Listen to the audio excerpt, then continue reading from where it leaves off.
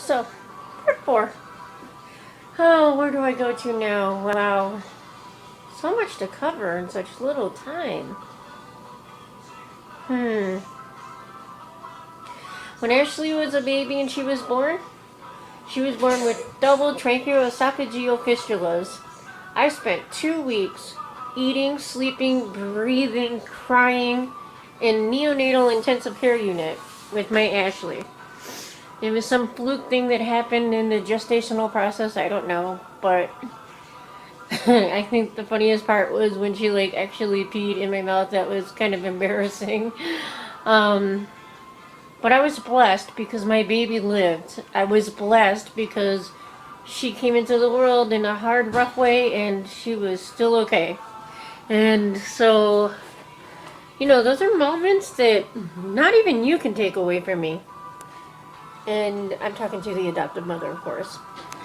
Uh, she was in my belly. She was the first kick I ever felt, the first baby I ever felt, the one that my sister was with me when I got that pink test and it came back positive, and the first kid to make me puke up hot dogs, and oh my goodness. She was my precious little miracle. She had $1,000,000 smile like my sister. And I sure didn't see that smile yesterday.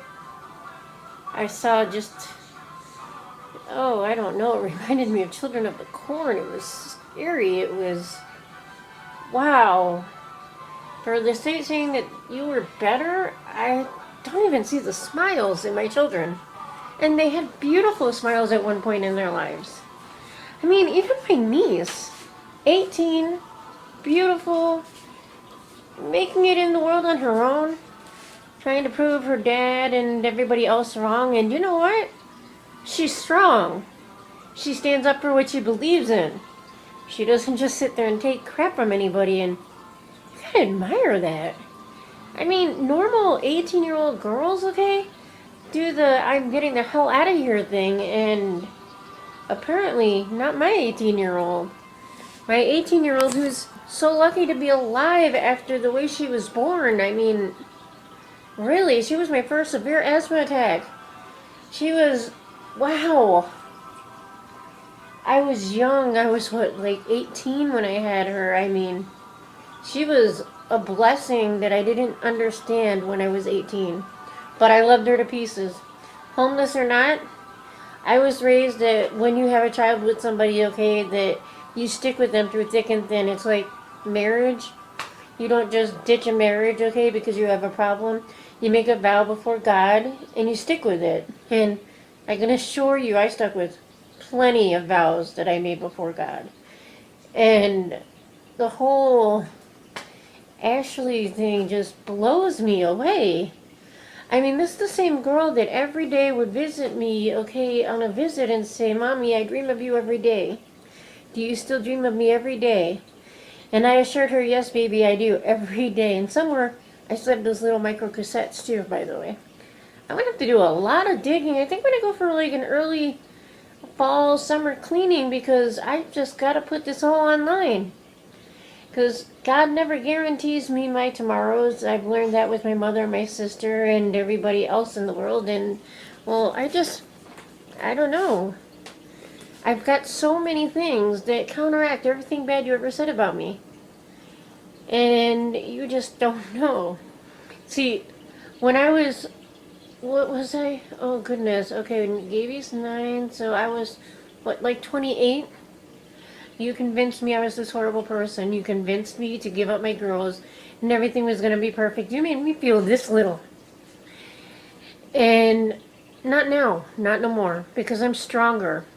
I'm wiser. I'm awake. I'm not going to fall deep, okay, and not get up. I picked up the pieces of my life and I'm doing it without your consent. I don't care. I don't need your consent. I don't need the consent of DCFS. I don't need the consent of anybody anymore. Because I'm a good mom with good morals, great sons. My daughters are beautiful, okay, and that's because they have beautiful genetics, okay? Their beauty is inner beauty, and God, they have my strength. I know they do. I truly know they do. Because you could change Ashley's name to Judy, Moody, whatever. You could make Mina, okay, hate me all of a sudden. But the girl that I hugged, that I just was like stunned, okay, hugged me like she didn't ever want to let me go. And true moms, that's moms that actually give birth to their children and actually get it, okay, they know when something's wrong. They can sense when something's wrong. And for that chick that I don't know that said that I'm trying to be a savior, I don't need to try to be a savior. I do whatever I can to help anybody I can. I help my 87-year-old grandmother. I help both of my children who both have a lot of special needs. I help everybody's dog. Every time there's somebody who gives up a dog, I've taken care of them. All three of my mother's dogs stayed with me till the day they died, each and every one of them, Chico, Sassy, and Boo Boo, and I'm allergic as all hell to dogs. I took in 2 cats that I had to give away because I almost died. I, in the neighborhood watch Block Captain, National Night Out is coming out next Tuesday, by the way. And I am part of the PTA at school. I am the mom that would be considered, I guess, like a soccer mom now, because I have a kid going into cross country.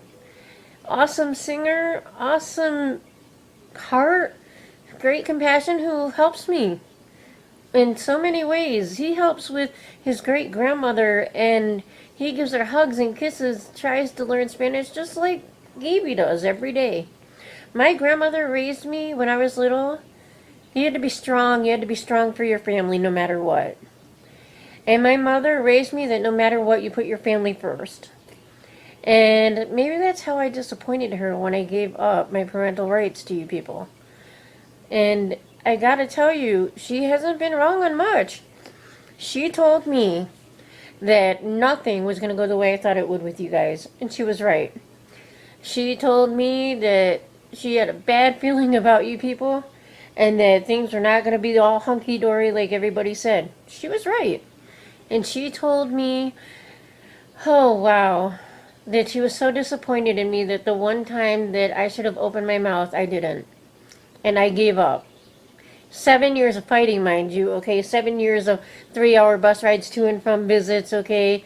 Being pregnant, okay? And doing it, and, doctor's appointments to Lutheran General on the train. And, I mean, I went from that girl who had nothing to a girl who had a driver's license, a CNA certificate, and you guys fought me like hell.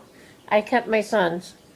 And so maybe Julie McLean didn't get fired during my time, but it did me great justice to hear that she finally got fired. I laughed so freaking hard.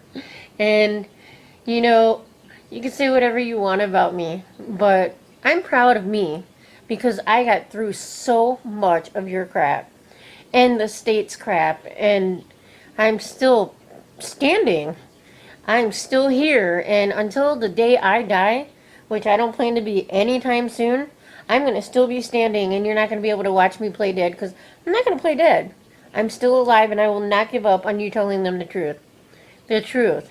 Not your version of the truth, but the truth, because you could tell them, and it might be better, or maybe they could just find out on the Channel 5 News, or whatever outlet I have to find to make it happen, because this is not fair to my kids, not fair to Ashley and Mina, it's not fair to Christian and Gabriel. Okay, they're not the only ones. There's 4 kids in this mess. 4. Not just 2, okay? There are 2 that you've brainwashed, and then there are the 2 that know the truth, okay, that have seen the letters, and I haven't made any lies or excuses for anything. So I want to make sure you remember that as I go to pause before this takes too long to upload.